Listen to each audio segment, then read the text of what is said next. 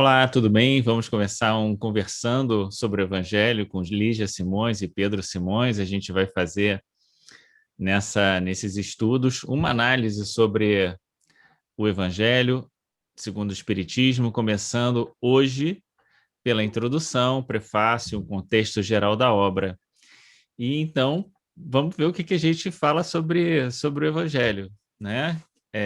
O Evangelho começa ali com uma frase bastante peculiar, que é sempre de muita atenção e muito repetida entre os espíritas, né? Que é a fé inabalável só é aquela que encara a razão, frente a frente a razão, não é isso? Como é que é?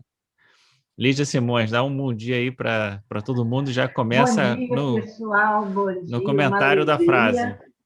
Então, uma alegria estar aqui nessa manhã de quarta-feira, conversando sobre o Evangelho com Pedro Simões, meu filho, não é? E é uma delícia a gente se encontrar assim para conversar sobre o Evangelho. Aliás, Pedro, eu já havia dito a você que, aproveitando esse tempo de pandemia, eu estou tendo o imenso prazer de revisitar as, as obras da codificação, Livro dos Espíritos e Evangelho, fazendo os links com as outras obras da própria codificação. Estudar Kardec por Kardec é um desafio gostoso. Vamos lá, começando o Evangelho segundo o Espiritismo, a epígrafe a que você se Epígrafe, isso. refere é fé inabalável, só o é a que pode encontrar frente a frente a razão em todas as épocas da humanidade. Falando para a gente de um aspecto, não é, que às vezes fica meio esquecido. Quando Kardec diz apoiada na razão, ele está falando de uma ciência espírita.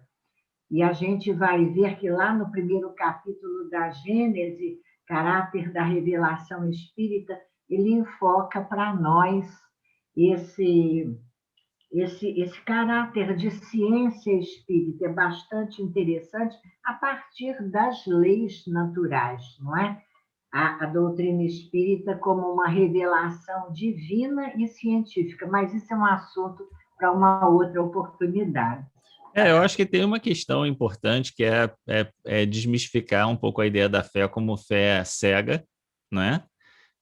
A ideia da fé raciocinada é o primeiro ponto, né? Encarar a razão não é uma tarefa simples, né? E coloca um desafio, que é esse desafio da ciência, né? Que vai ser desenvolvido ao longo dos outros capítulos, né? Do próprio capítulo 1 vai ter uma abordagem sobre essa questão da ciência que a gente pode comentar depois, né? Mas aqui já coloca um problema de partida, né? O Espiritismo quer fazer uma análise da obra de Jesus racionalmente, né? Tendo em contraposição à ciência, o que é um grande desafio. É um grande desafio e é também um roteiro para nós, porque quando Kardec nos fala dessa razão, nós vamos encontrar também lá em A Gênese o passo a passo, né? Para o nosso exercício de submeter à razão tudo aquilo que nos é apresentado. Quando ele nos diz da necessidade de observar, pesquisar, refletir, analisar, estudar, comentar, comparar, são verbos de que Kardec se utiliza para nos levar a perceber a doutrina como elaborada com método, a partir da observação do que os espíritos nos disseram.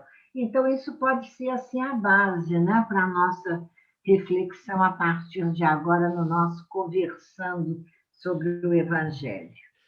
Mas tem uma coisa curiosa que eu gosto de pensar, que é o seguinte: é, quando Kardec fala e isso está aqui exatamente na introdução do Evangelho, que a doutrina é uma doutrina revelada, não é?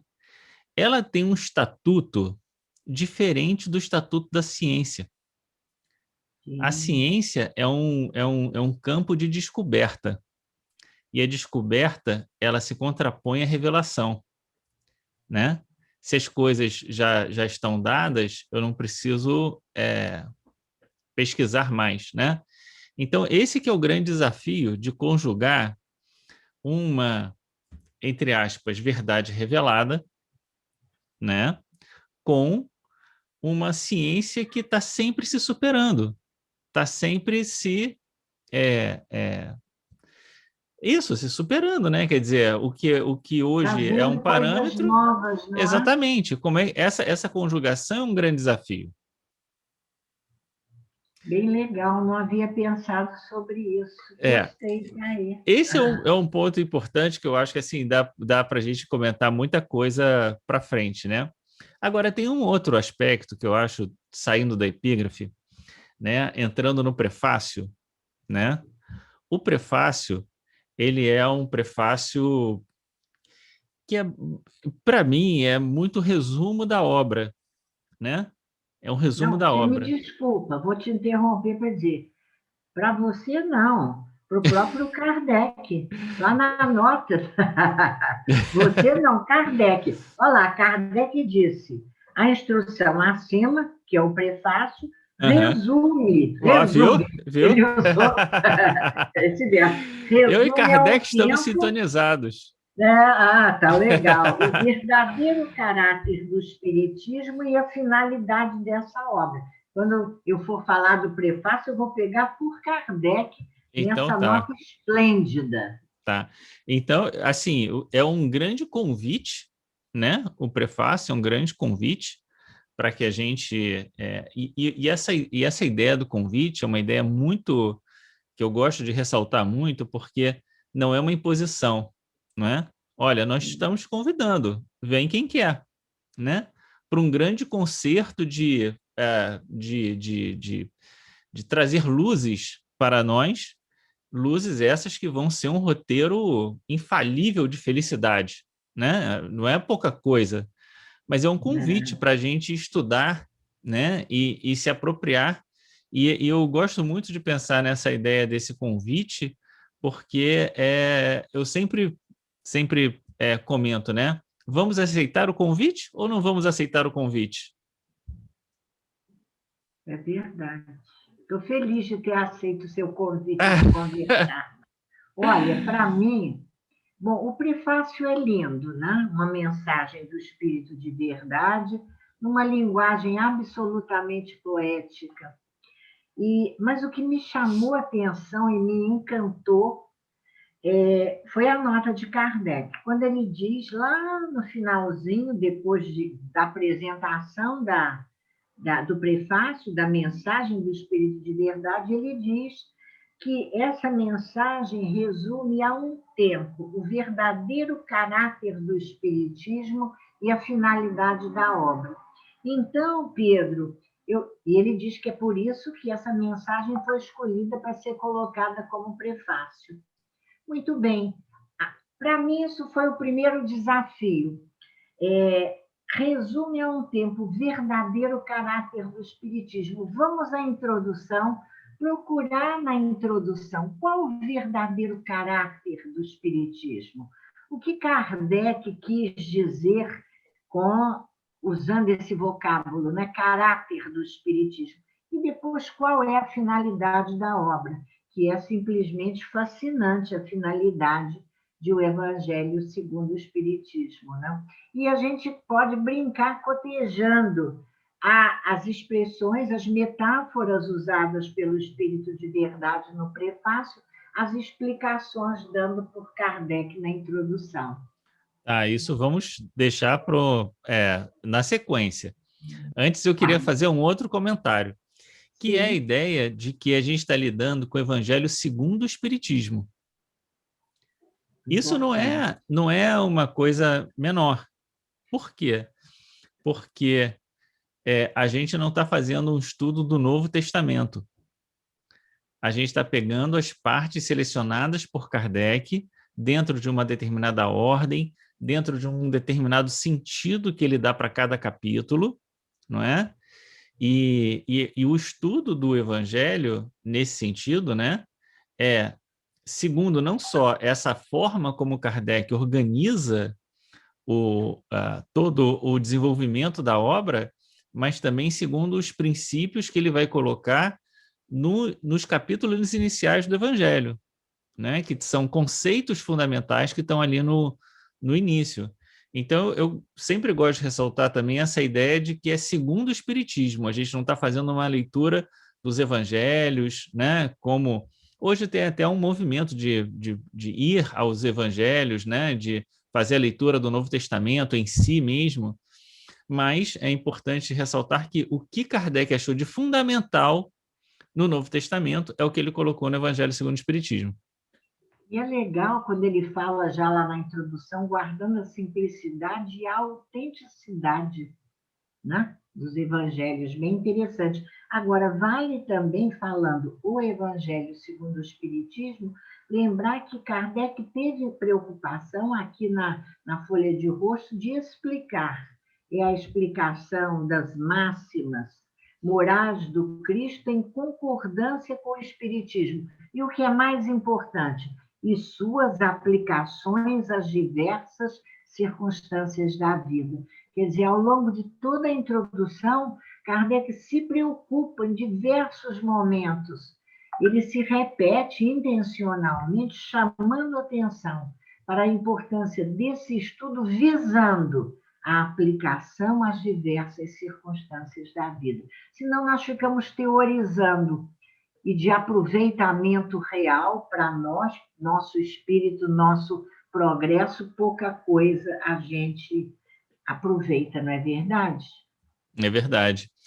Essa questão da utilização prática, eu acho que é também uma grande questão que a gente deve analisar sempre, porque, no final das contas, todo esse esforço que foi feito, não é, de trazer a codificação e do modo como foi feito, né, não é para que os ensinos de Jesus e aquilo que a gente estuda na doutrina espírita sejam apenas um grande ideal para, quem sabe, um dia a gente colocar em prática. Não, o Evangelho está colocando que, exatamente esmiuçando e trazendo as questões para o dia a dia, para que a gente possa perceber como, né, torná-las possíveis em nossa vida. É isso aí. Muito bom, vamos lá? Agora vamos passar então para aquela parte que você falou, da finalidade e O verdadeiro caráter do Espiritismo, não é? e E a a finalidade. finalidade da obra. A Então vai lá. finalidade da obra. Então vai lá.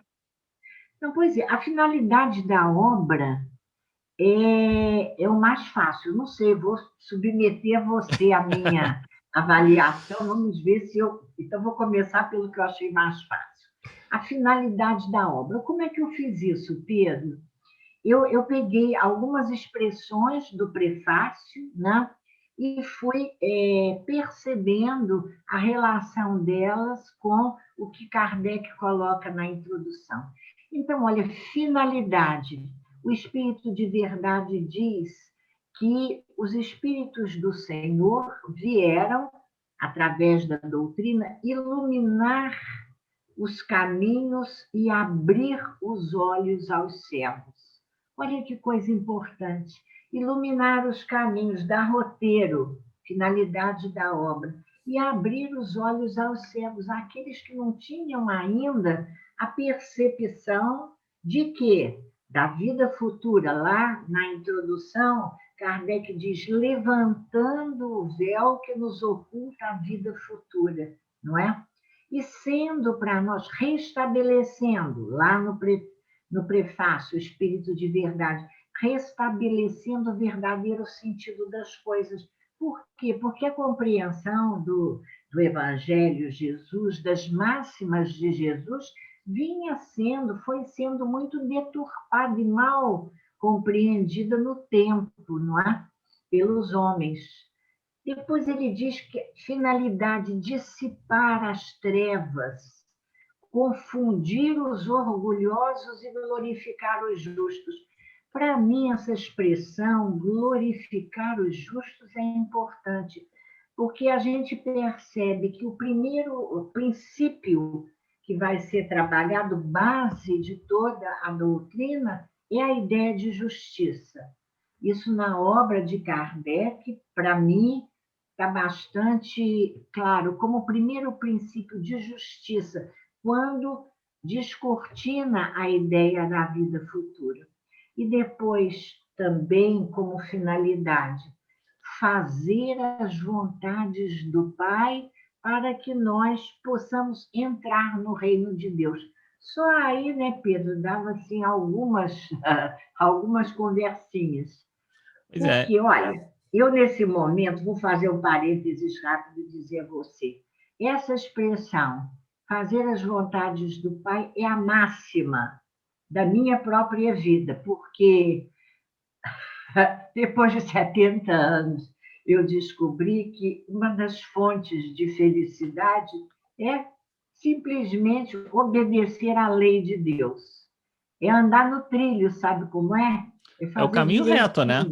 É o tal do caminho reto, do caminho reto. Para o caminho reto não é. O caminho reto não é uma das formas, né? É a forma, né? É a forma. É a forma. Para a instalação do reino de Deus e nós, entendendo a instalação do reino de Deus, que é um símbolo muito bonito, como um estado constante de conexão nossa com o nosso eu divino, com a presença divina em nós. Então, eu acho que a finalidade da obra, dita pelo Espírito de Verdade ou colocada por Kardec, também clara. Roteiro infalível para a felicidade vindoura, regra de proceder que abrange todas as circunstâncias da vida privada e pública. Princípio básico, e isso é importante, de todas as relações sociais que se fundam na mais rigorosa justiça. Palavras de Kardec na introdução. Um código divino que nos traz o quê? Resumindo em duas palavrinhas, ensino moral, que é o que Kardec coloca para nós como a parte mais importante. O código divino que continua inatacável, a importância desta obra, o ensino moral. Agora, o verdadeiro caráter do Espiritismo, como você entende o verdadeiro caráter do Espiritismo? Pois é, você falou muitas coisas aqui, eu queria fazer alguns comentários. Dá tempo, ainda tem um tempinho. Primeiro, essa questão da justiça, né, que é uma questão extremamente importante, quer dizer, sem a ideia da vida futura e da reencarnação, né, que eu acho que essa é a grande questão, o capítulo 5, né, Bem-aventurados os aflitos, é o maior capítulo, né, do Evangelho, exatamente porque se debruça exatamente sobre isso e tem como centro essas discussões, né? A vida que continua, as dificuldades que permanecem e que vão permanecendo até que a gente consiga, né, refazer a nossa vida. Eu acho que essa é uma das questões mais difíceis de pensar assim, né? Quando é que vai terminar, quando a gente vai sair dessa situação em que nós estamos? No momento em que nós nos tornarmos outra pessoa, não tem outra encarnação, não, é no tempo, né? Então, essa questão da justiça, né, confia, porque a justiça de Deus vai se fazer no tempo, né? Essa é uma das grandes verdades consoladoras que a doutrina espírita nos traz, né? E essa questão, que também é uma outra questão muito difícil, que hoje a gente vê tantas pessoas se perdendo na vida por conta desses roteiros fáceis de felicidade. É verdade. Né? Tantos roteiros fáceis, tanta gente dizendo os 10 passos para a felicidade, tem um cursinho gratuito para você, né? Arrasta para cima, né? E aí você tem, né, tantas coisas fáceis e, e aí eu vou juntar isso com um outro ponto, que é essa ideia de o que exatamente Jesus veio dizer para a gente do nosso proceder no mundo, que seria a chave para a vida, a nossa entrada no reino, né? O que exatamente? Eu acho que essa é uma das questões importantes. Sobre o caráter do Espiritismo, eu vou deixar para você comentar, porque eu não sei exatamente o que você está querendo dizer com isso agora, né? Mas eu queria só fazer um último comentário antes de passar para você, que é dizer o seguinte, que a gente... aqui no Brasil, a gente se apegou muito à ideia do espiritismo como religião, né? E existe uma ideia de entender o espiritismo como conhecimento trazido pelos espíritos, que não necessariamente é uma religião, não é? Mas instruções dos espíritos para que a gente exatamente possa fazer todo esse processo que a gente está conversando. E, nesse sentido, mais importante do que a religião espírita é o ensino dos espíritos, né? O quanto o ensino dos espíritos ele conseguiu se espalhar pela população muito mais do que a doutrina espírita. Então, a gente vê a ideia da reencarnação, a ideia, né, muitas ideias da mediunidade, muito mais divulgadas do que o próprio espiritismo como religião, não é? E mais importante para os espíritos não é a religião espírita, são os conhecimentos, A né? ideia. A ideia, né? Mas vai lá sobre o caráter para a gente terminar aqui a nossa conversa hoje. Olha, hoje nós vamos ficar, né, no prefácio e com Kardec nessa observação que ele faz sobre o prefácio. Eu tentei perceber, lendo o prefácio e lendo a introdução, onde a gente poderia encontrar o caráter, o verdadeiro caráter do Espiritismo. E peguei do início do prefácio. Os Espíritos do Senhor, qual imenso exército, espalham-se por toda a superfície da Terra. Kardec vai desenvolver essa ideia na introdução, nós vamos ter oportunidade de conversar melhor sobre isso. Mas de que ele está falando nesse primeiro parágrafo do prefácio? Ele está falando de como esses Espíritos do Senhor, que são as virtudes do céu, que nós podemos entender como a moral evangélica, os Espíritos do Senhor trazendo a moral evangélica com a finalidade de iluminar os caminhos e abrir os olhos aos cegos, qual imenso exército, e espalhando-se por toda a superfície da terra. Para mim, Pedro, salvo engano, ele está falando da universalidade do ensino dos espíritos, que ele vai dizer mais tarde, e nisso reside a força do espiritismo. Seria esse o caráter do espiritismo, a universalidade do ensino dos espíritos? Bom, eu acho que pode ser, mas eu gosto dessa ideia exatamente por conta de que ela não, como eu havia comentado, ela não fecha o ensino dos espíritos ao espiritismo no sentido religioso do termo, né? Quer dizer, se existe uma universalidade e se existe um plano de espalhar esse conhecimento, né, para entre aspas, contribuir com a evolução da humanidade como um todo, né, a humanidade encarnada na Terra, então esses ensinos vão se manifestar de diversas maneiras diferentes nas diversas culturas, de forma a auxiliar as pessoas, né, porque nós não somos privilegiados nesse aspecto, então não há privilégio. Não há privilégio. Então, assim como a mensagem chega para nós por esse caminho, todos os caminhos levam ao Pai, existem outros caminhos que também vão levar e que também vão ter acesso a essa mensagem, né?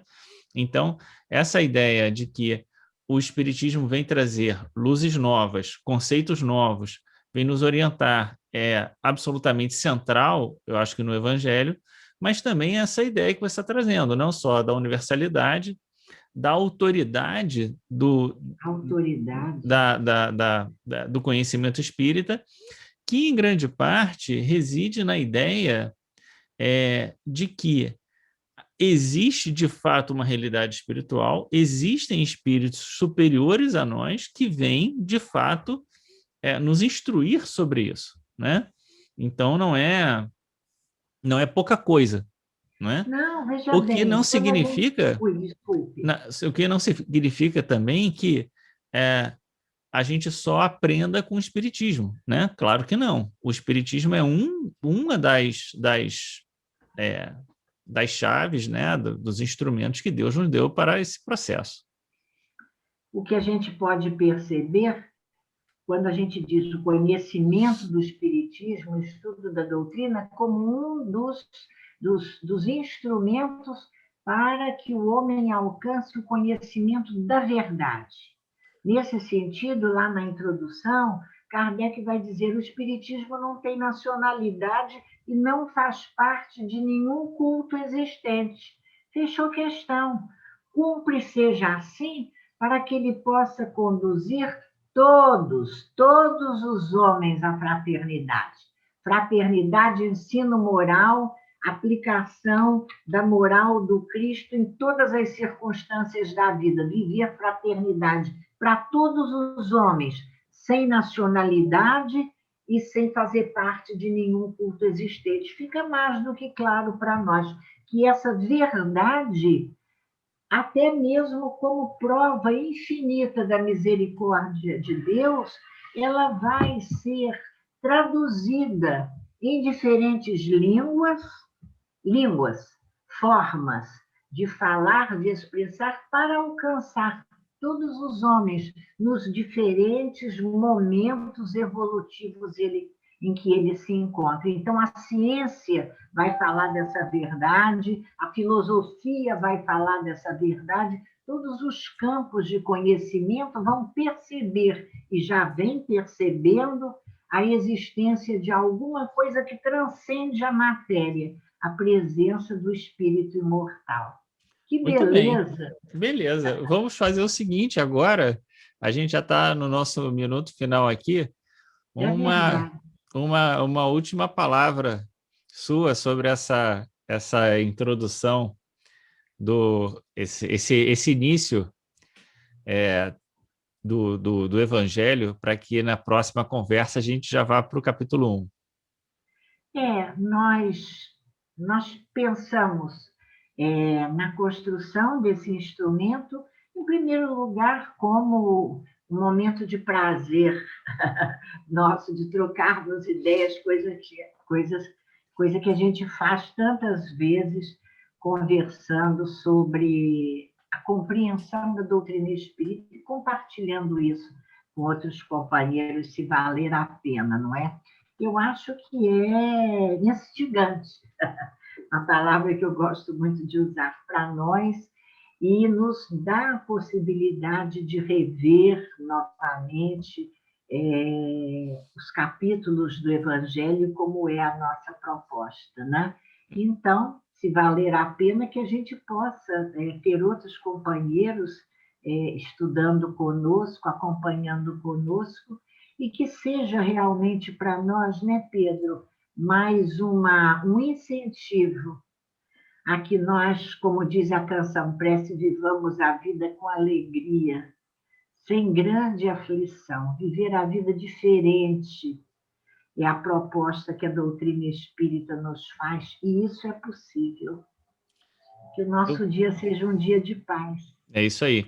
Eu queria só chamar a atenção de que o Evangelho ele se volta completamente para a ideia, como você falou, do ensino moral, dando para nós muito claramente uma percepção de que a nossa grande tarefa nessa encarnação é que a gente seja mais constante no bem. Aquilo que você falou do caminho reto, né? É ser constante no bem, aprender exatamente o que significa ser constante no bem, porque a promessa de Jesus não é que a gente necessariamente vai ter uma felicidade só no mundo espiritual. Se a gente começa desde já aquele caminho que você falou, do caminho reto, de fazer a vontade do Pai, desde agora a gente começa a ter o jugo leve, né?